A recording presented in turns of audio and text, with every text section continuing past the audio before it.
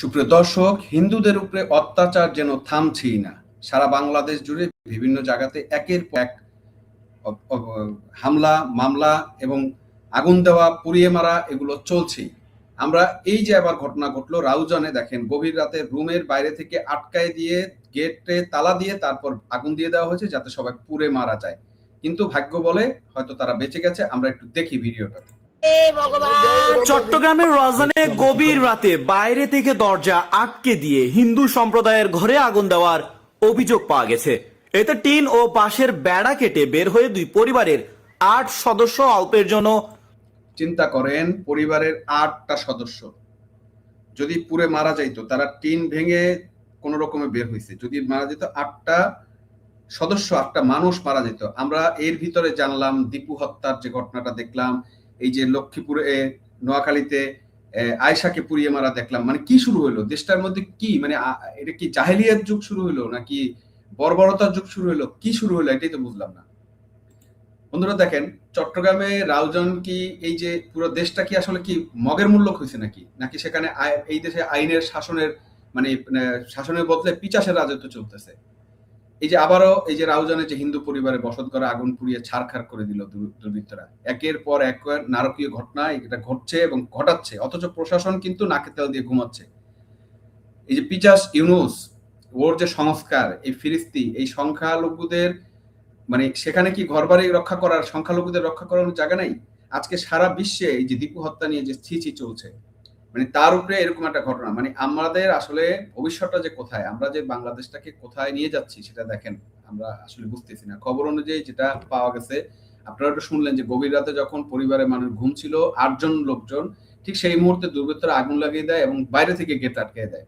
সহায় সম্বল হারিয়ে পরিবারটি এখন খোলা আকাশের নিচে। আমি প্রশ্ন করতে চাই, রাউজানের বারবার কেন হিন্দু পরিবারগুলোকে টার্গেট করা হচ্ছে? এর আগেও আমরা দেখেছি মন্দিরে হামলা, এখন সরাসরি মানুষের মাথা গোঁজার ঠাই বা বাসা বাড়িতে হামলা করা হচ্ছে। স্থানীয় প্রশাসন কি তবে অপরাধীদের পাহারাদার হিসেবে কাজ করছে, নাকি মহলের নির্দেশ আছে যে সংখ্যালঘুদের উপরে হামলা হলে পর্যবেক্ষণ করতে হবে শুধু?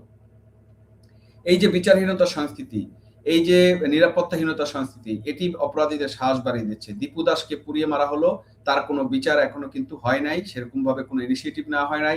এখন রাউজানে পড়ে হলো, এটাও হয়তো কোনো বিচার হবে না। এই পিচাস ইউনূসের শাসনামলে বাংলাদেশ আজ এক ভয়ঙ্কর জাহান্নামে পরিণত হয়েছে, যেখানে মানুষের জীবনে কোনো নিরাপত্তা নাই, সেখানে কিসের গণতন্ত্র আর কিসের মানবাধিকার? আন্তর্জাতিক মহল আজ বাংলাদেশের মুখ পুড়ছে, সারা বিশ্ব ছিছি করছে আমাদের এই পৈশাচিক তালিকায়। আপনি দেখেছেন বিশ্বের বিভিন্ন দেশ, নেপাল হতে শুরু করে বিভিন্ন দেশ, ভারত, নেপাল হতে শুরু করে এই আমাদের এই যে নৃশংসতা, এর বিরুদ্ধে কিন্তু ফুঁসে উঠছে।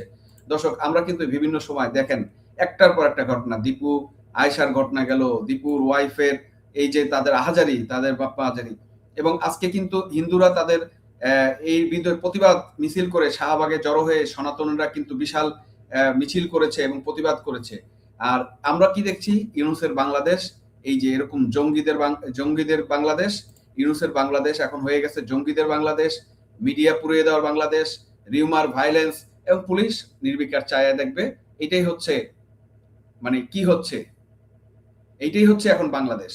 এই বাংলাদেশে আমরা বসবাস করছি। এই পিচাস ইউনূসের আন্ডারে বাংলাদেশের কোনো মানুষের নিরাপত্তা নাই। এর থেকে বাঁচতে হলে আমাদেরকে সবার ঘুরে দাঁড়াতে হবে। আপনি দেখেন যারা লাল বদল হিসেবে সাংবাদিক হতে বিভিন্ন এই 5ই আগস্টকে সাপোর্ট করছে, আজকে তাদের উপরেও কিন্তু মব হচ্ছে, তাদেরকে পুড়িয়ে মারতেছে। তাইলে একটা জিনিস বুঝেন, যারা আপনার মুক্তিযুদ্ধের পক্ষের, সেকুলারিজমের পক্ষে, তাদের কাউকে কিন্তু বাঁচতে দেবে না। সুতরাং সবার উচিত বের হয়ে এই ইউনূসের বিরুদ্ধে প্রতিরোধ গড়ে তোলা। ডক্টর ইউনূস, তাকে আমি আপনাকে বলতে চাই, শান্তির বুলিয়া আলোড়ন বন্ধ করুন, আগে মানুষের জীবনের নিরাপত্তা নিশ্চিত করুন। রাউজানের ঘটনার সাথে জড়িতদের 24 ঘন্টার মধ্যে গ্রেপ্তার না হলে বুঝে নিব আপনি এই পিচাসের একজন সহযোগী, এবং আপনি তো পিচাস নিজেও। দেশপ্রেমিক ভাই বোনেরা, আপনারা আর কতদিন চুপ থাকবেন? আর রাউজান জ্বলছে, আজ রাউজান জ্বলছে, কাল হয়তো আপনার ঘর জ্বলবে। এই অপশাসনের বিরুদ্ধে ঐক্যবদ্ধ হন। ভিডিওটি শেয়ার করুন যাতে বিশ্ববাসীর কাছে বর্বরতার খবর পৌঁছায়। আপনাদের মতামত কমেন্টে জানান। সচেতন থাকুন, সত্যের পক্ষে থাকুন।